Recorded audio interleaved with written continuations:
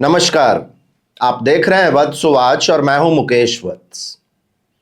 Friends, 13 जून से देवगुरु बृहस्पति रोहिणी नक्षत्र में प्रवेश कर रहे हैं और 2 फेजेस में ये लगभग 7.25 महीने रोहिणी नक्षत्र में ही रहेंगे। बृहस्पति जैसे महत्वपूर्ण ग्रह का एक नक्षत्र में इतने लंबे समय तक प्रवास हम लोगों को किस तरीके का प्रभाव देगा, इस नक्षत्र के मतलब क्या हैं, इसके पीछे कौन सी कहानियां जुड़ी हुई हैं जिससे कि कुछ भ्रांतियां भी फैलती हैं समाज में, इसका क्या प्रभाव किन क्षेत्रों पर पड़ेगा और हमेशा की तरह वो कौन से सरल उपाय करने चाहिए, धार्मिक उपाय और प्रैक्टिकल उपाय, जिनको करते हुए हम इस ट्रांजिट का और भी ज़्यादा लाभ ले सकते हैं।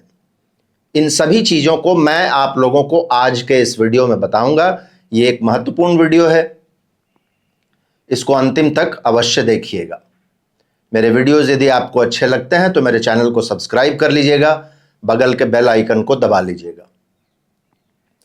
फ्रेंड्स, 13 जून को देवगुरु बृहस्पति रोहिणी नक्षत्र में प्रवेश करेंगे और 21 अगस्त तक यानी कि लगभग 9 सप्ताह तक ये फर्स्ट फेज में रोहिणी नक्षत्र में होंगे। इसके बाद फिर से ये 28 नवंबर को वक्री होकर वापस रोहिणी नक्षत्र में आएंगे और यहां 11 अप्रैल तक रहेंगे। देवगुरु बृहस्पति कितने महत्वपूर्ण ग्रह हैं इसके विषय में बताने की आवश्यकता नहीं है। आप सभी लोग जिनको भी ज्योतिष में इंटरेस्ट है, आप सभी लोगों को पता होगा कि हमारे 9 प्लैनेट्स में यदि कोई सबसे ज़्यादा इंपॉर्टेंट प्लैनेट हमारे वेल बीइंग के लिए हैं तो वो देवगुरु बृहस्पति हैं। अब रोहिणी नक्षत्र में आएंगे बृहस्पति, तो रोहिणी नक्षत्र को एक बार थोड़ा सा समझना बहुत आवश्यक है, क्योंकि किसी भी प्लैनेट का प्रभाव इस बात पर निर्भर करता है कि वो किस नक्षत्र में है। रोहिणी नक्षत्र फ्रेंड्स चंद्रमा का नक्षत्र है और चंद्रमा का सबसे प्रिय नक्षत्र है। हमारे जो ऋषि मुनि हैं उनका सम्मान हमेशा से रोहिणी के लिए रहा है, क्योंकि रोहिणी को उन्होंने प्रजापति यानी कि ब्रह्मा का निवास स्थान माना है। रोहिणी नक्षत्र एक बहुत ही सुंदर नक्षत्र है, सौम्य नक्षत्र है और बैलेंस्ड नक्षत्र है। कहा जाता है कि चंद्रमा को ये सबसे प्रिय नक्षत्र है और इसके पीछे एक कथा बनाया गया है कि चंद्रमा की 27 पत्नियां हैं। जो 27 नक्षत्र हैं हमारे, वो सभी चंद्रमा की पत्नियां हैं और चंद्रमा शुरू में सिर्फ रोहिणी से ही विवाह करना चाहते थे, लेकिन दक्ष के रिक्वेस्ट पर उन्होंने उनकी 27 पुत्रियों से विवाह किया, लेकिन वो रोहिणी को छोड़कर जाना नहीं चाहते थे। और तब भगवान शिव ने कहा कि नहीं, आपको एक दिन हर नक्षत्र के साथ बिताना है। दरअसल ये कहानी को इसलिए बनाया गया ताकि एस्ट्रोनॉमिकल चीजें हम लोगों को समझ में आए, और कई बार हम ऐसी कहानियां को सत्य मान लेते हैं और इसके वजह से धर्म में बहुत सारी भ्रांतियां भी फैलती हैं। एस्ट्रोनॉमिकली जब आप देखिएगा तो चंद्रमा का जो ऑर्बिट है, उस ऑर्बिट से जब चंद्रमा रोहिणी के सामने पहुंचता है तो पृथ्वी से देखने से ऐसा लगता है कि रोहिणी को चंद्रमा ने पूरे तरीके से आच्छादित कर दिया है। रोहिणी ऑकल्ट हो जाता है, रोहिणी छुप जाता है, क्योंकि रोहिणी आप देखिएगा तो नक्षत्रों के प्लेन में थोड़ा सा ऊपर है। रोहन का मतलब ही होता है ऊपर चढ़ना, आरोहण, रोहन। तो पृथ्वी से देखने से ऐसा लगता है कि चंद्रमा का कंजंक्शन जिस तरीके का रोहिणी के साथ होता है, वैसा कंजंक्शन दूसरे नक्षत्रों के साथ नहीं होता। तो हमारे ऋषि मुनियों ने इस कहानी के माध्यम से इस फैक्ट को समझाने का प्रयास किया। बाकी आप ऐसे देखिए तो रोहिणी हमारे सूर्य से भी 44 गुना 44 टाइम्स बड़ा है, मतलब चंद्रमा उसके सामने कुछ है ही नहीं। और सूर्य से 65 65 लाइट ईयर्स दूर है रोहिणी। एक रेड कलर का जायंट है जिसमें सूर्य से भी 400 टाइम्स ज्यादा रोशनी है। रोहित शब्द को रोहिणी के साथ जोड़ा जाता है। रोहित का मतलब ही होता है द रेड वन। रोहिणी एक रेड कलर का बहुत बड़ा स्टार है जिसमें सूर्य से 400 गुना ज्यादा रोशनी तो है, लेकिन फिर भी सूर्य से वो ज्यादा ठंडा है। एक ऐसा ही कथा ऐतरेय ब्राह्मण में रोहिणी की स्थिति को समझाने के लिए बताया गया और उसको भी हम लोगों ने बिल्कुल इन द लिटरल सेंस ले लिया और आज कहीं ना कहीं हिंदू धर्म की उस कथा के वजह से बहुत बदनामी होती है। आप लोगों ने सुना होगा कि ब्रह्मा जी अपनी पुत्री के पीछे ही भाग रहे थे। वो इसी रोहिणी से संबंध रखता है। मैंने थोड़ी देर पहले आप लोगों को बताया कि रोहिणी दूसरे नक्षत्रों के प्लेन से थोड़ा ऊपर प्रतीत होता है। जब आप देखेंगे रात में, कभी आप यदि स्टार्स को वॉच करते हैं तो आप देखिएगा मृगशिरा, रोहिणी, आर्द्रा और लुब्धक, ये चारों आसपास के नक्षत्र हैं और देखने से ऐसा लगता है जैसे रोहिणी आगे बढ़ रही है, आगे जा रही है और मृगशिरा उसके पीछे जा रहा है और मृगशिरा के पीछे लुब्धक जा रहा है। लुब्धक कौन है? लुब्धक को इंग्लिश में सिरियस कहा जाता है, द हंटिंग स्टार। कहा जाता है कि इसके हाथ में तीर और बाण होता है और ये बाण चलाता है।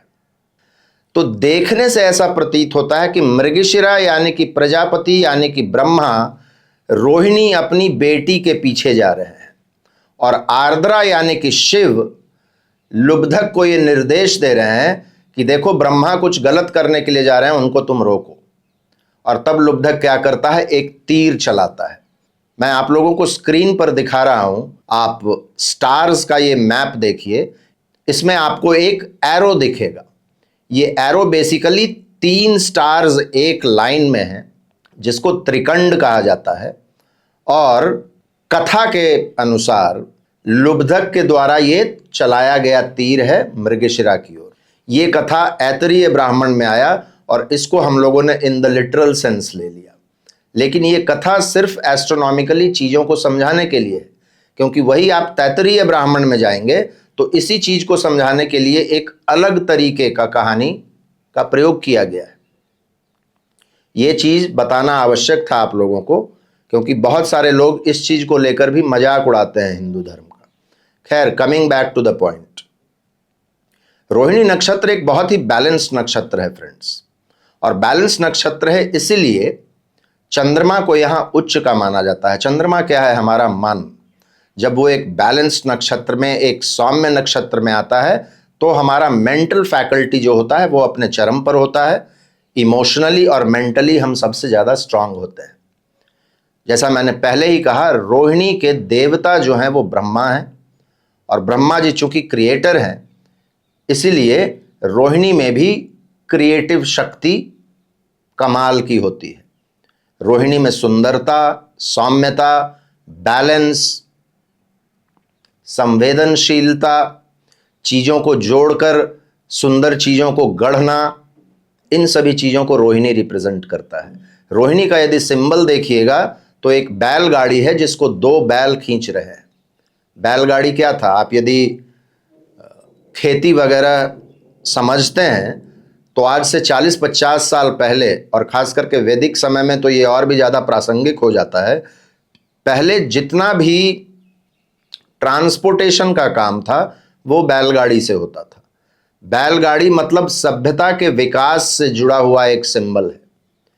किसान जब खेतों में फसल तैयार करता था तो उस तैयार फसल को खलिहान तक लाने के लिए बैलगाड़ी का उपयोग होता था और फिर अनाज को खलिहान से घर तक पहुंचाने के लिए बैलगाड़ी का प्रयोग होता था।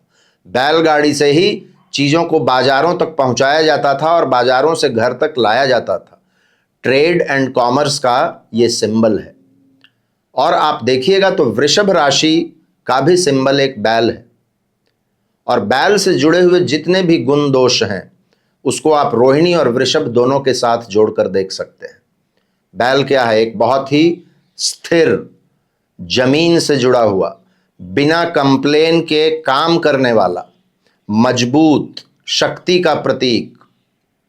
डिलिजेंट, फोकस्ड, प्रतिकूल परिस्थितियों में भी अपने आप को ढालने वाला, और उसके बाद यदि कोई अड़चन आ जाए तो उसको कुचलकर आगे बढ़ने वाले क्वालिटीज वृषभ में भी होते हैं और रोहिणी में भी होते हैं। रोहिणी एग्रीकल्चर को रिप्रेजेंट करता है, एग्रीकल्चरल कमोडिटीज को रिप्रेजेंट करता है, लॉजिस्टिक्स को रिप्रेजेंट करता है, सुंदरता से जुड़ी हुई सारी चीजें, चाहे तो वो सुंदर वस्त्र हो, कॉस्मेटिक्स हो, जेम्स एंड ज्वेलरी हो। चूंकि बैलगाड़ी गाड़ी को रिप्रेजेंट करता है, इसलिए ऑटोमोबाइल्स, हम जो गाड़ियां चलाते हैं, driving, traffic, transportation, logistics, food processing industry, fast food, mineral water, इन सभी चीजों को रोहिणी रिप्रेजेंट करता है। और देवगुरु बृहस्पति जब यहां आएंगे तो इन सभी क्षेत्रों में आप देखिएगा एक विकास होगा, एक बढ़ोतरी होगी। वृषभ जिस तरीके से जमीन और पृथ्वी से जुड़ी हुई बाउंटीज और प्रचुरता को रिप्रेजेंट करता है, वो सारे क्वालिटीज रोहिणी में है। रोहिणी नक्षत्र अक्यूमुलेट, जमा करने का नक्षत्र है, सुंदर वस्तुओं को खरीदने का, उनको जमा करने का, अपनी समृद्धि बढ़ाने का नक्षत्र है। एक बहुत ही कल्याणकारी नक्षत्र है, लेकिन कुछ कंडीशंस में ये विध्वंसकारी भी हो जाता है। इसके ऋषि अत्रि ऋषि हैं। यदि अत्रि ऋषि को भी आप देखिएगा तो अत्रि ऋषि के कल्याणकारी एस्पेक्ट भी हैं और अत्रि ऋषि में कुछ विध्वंसकारी गुण भी हैं, ठीक जिस तरीके से महादेव के होते हैं। महादेव एक कल्याणकारी देवता है, लेकिन वो संहार भी कर सकते हैं। रोहिणी हमारे प्रचुरता वाले एंगल को रिप्रेजेंट तो जरूर करता है, लेकिन रोहिणी यदि नेगेटिव रूप में काम करने लगे तो ये व्यक्ति के सेक्सुअलिटी को बहुत ज्यादा बढ़ा देता है, व्यक्ति को बहुत ज्यादा मटीरियलिस्टिक बना सकता है, और कुछ मामलों में ये व्यक्ति को बहुत ज्यादा स्टबन बना सकता है। तो हम लोगों को जुपिटर के इस ट्रांजिट में इन चीजों का भी ध्यान रखना पड़ेगा, क्योंकि जुपिटर एक्सपैंड करते हैं चीजों को।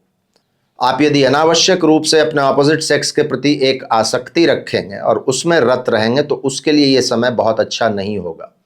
या फिर मटीरियली गेन करने के लिए यदि आप शॉर्टकट्स मारेंगे, यदि धन की पिपासा आपकी इतनी बढ़ जाए कि आपको अच्छे एवं बुरे का कोई भान ना रहे, तो फिर ये रोहिणी दिक्कत दे सकता है। रोहिणी एक कल्याणकारी नक्षत्र है। सेल्फ डेवलपमेंट से जुड़ी हुई चीजें, यदि आप जमीन से जुड़कर सौम्यता के साथ अपने क्रिएटिव पक्ष को उभार कर आप यदि काम करते रहेंगे तो आपके सेल्फ डेवलपमेंट के लिए ये 7-7.5 महीना बहुत ही अच्छा हो सकता है। रोहिणी में जब बृहस्पति आएंगे फ्रेंड्स, तो बैंकिंग एंड फाइनेंस इंडस्ट्री बहुत अच्छा करेगा, एग्रीकल्चर से जुड़ी हुई सारे इंडस्ट्रीज अच्छा करेंगे, लॉजिस्टिक्स और ट्रांसपोर्टेशन में बढ़ोतरी होगा, रोड ट्रांसपोर्ट, सी ट्रांसपोर्टेशन, रेलवे नेटवर्क, एयरपोर्ट्स के नेटवर्क, इनमें वृद्धि होगी, होटल इंडस्ट्री, टूरिज्म, इन चीज़ों में बढ़ोतरी होगी, automobile industry, motor racing, food packaging से जुड़ी हुई चीज़ें, फूड डिस्ट्रीब्यूशन से जुड़ी हुई चीज़ें, फूड प्रोसेसिंग, इन सभी चीज़ों में, और भी जो सेक्टर्स का नाम मैंने पहले बताया जैसे जेम्स एंड ज्वेलरीज, इन सभी चीज़ों में बढ़ोतरी होगी। अब हम लोगों को ये समझ लेना चाहिए कि कौन कौन से डेट्स इंपॉर्टेंट हैं। देखिए, सबसे पहले देवगुरु बृहस्पति 13 जून से लेकर 27 जून तक रोहिणी के पहले पद में होंगे। रोहिणी का पहला पद मेष नवमांश में आता है। ये नवमांश व्यक्ति को बहुत ज्यादा संवेगी, बहुत ज्यादा इंपल्सिव बना सकता है। ये कामोत्तेजना, आपकी कामुकता बढ़ा सकता है। ये व्यक्ति को तुरंत रिजल्ट्स पाने की एक लालसा देता है, और इसके वजह से व्यक्ति बहुत ज्यादा शॉर्टकट्स वगैरह मारता है।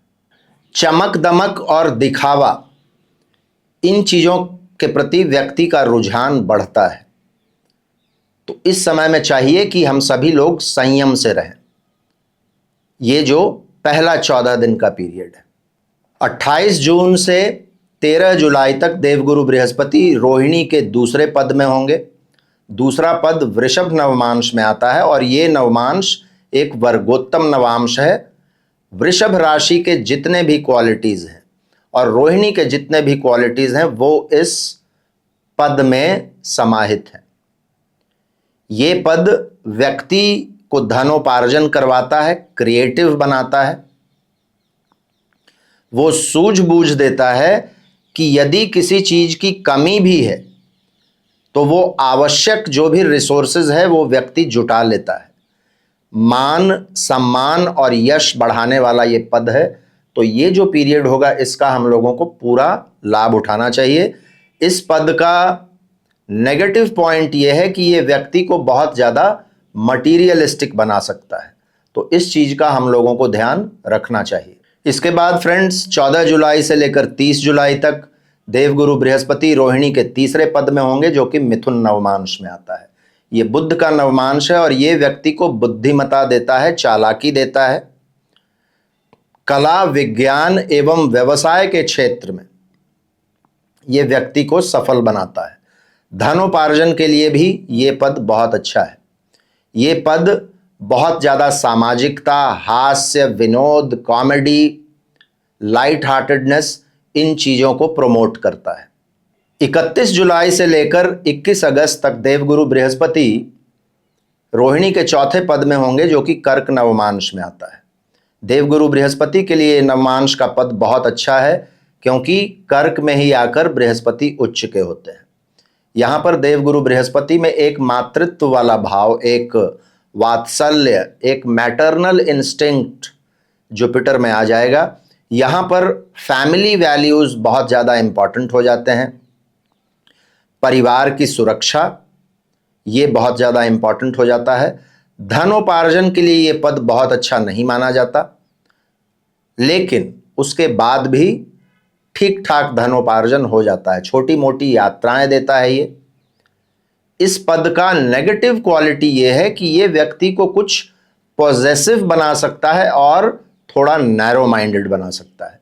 इसका ध्यान रखना चाहिए। 21 अगस्त के बाद फ्रेंड्स देवगुरु बृहस्पति मृगशिरा नक्षत्र में चले जाएंगे, लेकिन फिर जब वो वक्री होंगे तो 28 नवंबर को वापस वो रोहिणी नक्षत्र के चौथे पद में आएंगे।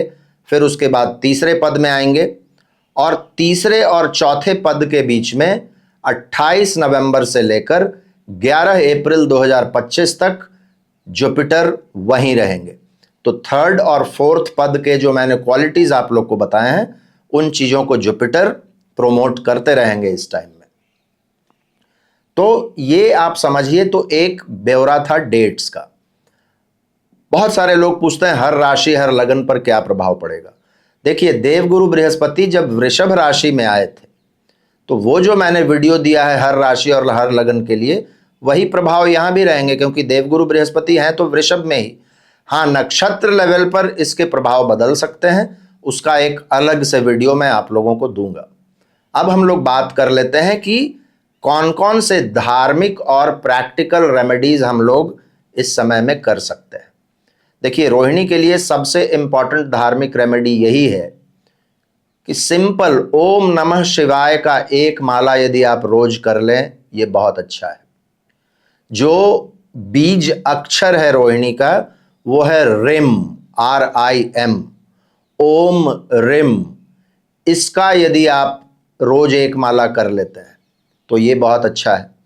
एक मैं छोटा सा रेमेडी बताता हूं, इसको यदि आप करें, मैं स्क्रीन पर मंत्र दे रहा हूं, इस मंत्र को पढ़ते हुए यदि आप भगवान शिव को जल अर्पित करते हैं या उनका अभिषेक करते हैं तो ये बहुत अच्छा रेमेडी है। मंत्र है ओम हराय नमः, ओम महेश्वराय नमः, ओम पिनाकधृते नमः, ओम शंकराय नमः, ओम पशुपतये नमः, ओम शिवाय नमः, ओम महादेवाय नमः। यदि आप रोज इसको नहीं भी कर पाए तो एटलीस्ट जिस दिन भी रोहिणी नक्षत्र आता है उस दिन भी आप शिवालय में जाकर, या यदि घर में आपने शिवलिंग स्थापित कर रखा है तो वहां ये करते हैं तो ये बहुत अच्छे रेमेडी का काम करता है। अब हम लोग आते हैं प्रैक्टिकल रेमेडीज की ओर। सबसे इंपॉर्टेंट है, यदि आप किसी प्रेग्नेंट महिला की मदद करते हैं, वो इसके लिए एक बहुत अच्छा रेमेडी है। रोहिणी नक्षत्र को यदि स्ट्रांग करना है तो अपने स्पाउस, अपने जीवन साथी की इज्जत करें, और स्पाउस ही नहीं, उनके पेरेंट्स को भी जो सम्मान मिलना चाहिए वो आप दें। ये बहुत अच्छा रेमेडी है। कुछ दान भी आप कर सकते हैं। गुड़ यानी कि जैगरी, ये यदि आप डोनेट करते हैं तो ये बहुत अच्छा रेमेडी है। चूंकि जुपिटर रोहिणी में आ रहे हैं, इसीलिए विद्यार्थियों की मदद करना, आप किसी विद्यार्थी को यदि बुक्स देते हैं या उसको पढ़ने में मदद करते हैं, ये बहुत अच्छा रेमेडी है। आप धार्मिक पुस्तकों का यदि दान करते हैं तो ये रोहिणी में जुपिटर के आने के लिए एक बहुत ही बढ़िया और सशक्त रेमेडी का काम कर सकता है। रोहिणी नक्षत्र प्रकृति को रिप्रेजेंट करता है। प्रकृति की रक्षा के लिए आप यदि कोई कदम उठाते हैं, पेड़ लगाना, पेड़ों की सेवा करना, वैसे ऑर्गेनाइजेशंस की मदद करना जो एनवायरनमेंट पर काम करते हैं, ये एक बहुत ही बढ़िया रेमेडी है रोहिणी के लिए। ऑर्गेनिक चीज़ों का जितना ज़्यादा प्रयोग करते हैं, केमिकल्स और कृत्रिम चीज़ों का जितना कम प्रयोग करते हैं, वो भी एक बहुत अच्छा रेमेडी है। रोहिणी नक्षत्र का सिंबल में ही 2 बैल आता है। बैलों की, गायों की गौशाला में जाकर सेवा देना, बैल गाय की सेवा करना, उनको हरा चारा खिलाना, उनके इलाज के लिए, उनके वेल बीइंग के लिए कुछ खर्च करना, ये सबसे अच्छा रेमेडी माना जाएगा। इसके अलावे चूंकि ब्रह्मा जी का नक्षत्र है, ब्रह्मा जी की पूजा होती नहीं है, तो ब्रह्मा जी जैसा काम करने वाले जो लोग हैं, जो भी मूर्तिकार हैं, मूर्ति बनाते हैं, घड़ा बनाने वाले लोग, मिस्त्री, धोबी, है ना, जो भी क्रिएटिव काम करते हैं, कुछ बनाते हैं, वैसे लोगों की मदद, वैसे लोगों की सेवा करना, ये भी इसके लिए एक बहुत अच्छे रेमेडी का काम करता है। एक और बहुत अच्छा रेमेडी आप लोगों को बताता हूं। जब गाड़ी चलाइए तो मन मस्तिष्क को शांत करके चलाइए। वैसे तो ये बहुत जनरल बात है, लेकिन रोहिणी के साथ इसका संबंध ये है कि ट्रैफिक रूल्स का यदि पालन करते हैं और मन बिल्कुल शांत करके आप यदि रोड पर गाड़ी चलाते हैं, याद रखिए रोहिणी का सिंबल है बैलगाड़ी, ऑटोमोबाइल्स को रिप्रेजेंट करता है। गाड़ियों को यदि रफ तरीके से नहीं चलाकर सौम्य तरीके से चलाते हैं, ट्रैफिक रूल्स का पालन करते हैं, तो वो भी आप अपने रोहिणी को स्ट्रेंथन कर रहे हैं। तो ये सब छोटे छोटे रेमेडीज जब आप करेंगे, इनमें से कोई भी रेमेडी मुश्किल नहीं है, ईजिली अपने डेली रूटीन में आप इसको फॉलो कर सकते हैं। इनको आप करते रहिए। जुपिटर के लिए वैसे भी एक फ्रेंड नक्षत्र है रोहिणी, क्योंकि चंद्रमा का नक्षत्र है और बहुत अच्छा नक्षत्र है। जिन चीज़ों के बारे में मैंने कहा है, उन चीज़ों का सिर्फ ध्यान रखिएगा। तो ये जो पीरियड है, जब जब बृहस्पति रोहिणी में होंगे, ये आपको बहुत अच्छे रिजल्ट्स देंगे। मुझे उम्मीद है आप लोगों को आज का वीडियो डिटेल्ड और लॉजिकल लगा होगा। यदि आप लोगों को वीडियो अच्छा लगा हो तो इसको लाइक कीजिएगा और भी मित्रों के साथ शेयर कीजिएगा। अपना प्यार, अपना आशीर्वाद इसी तरीके से मुझ पर बनाए रखिएगा। आज मैं अपनी वाणी को यहीं विराम देता हूं।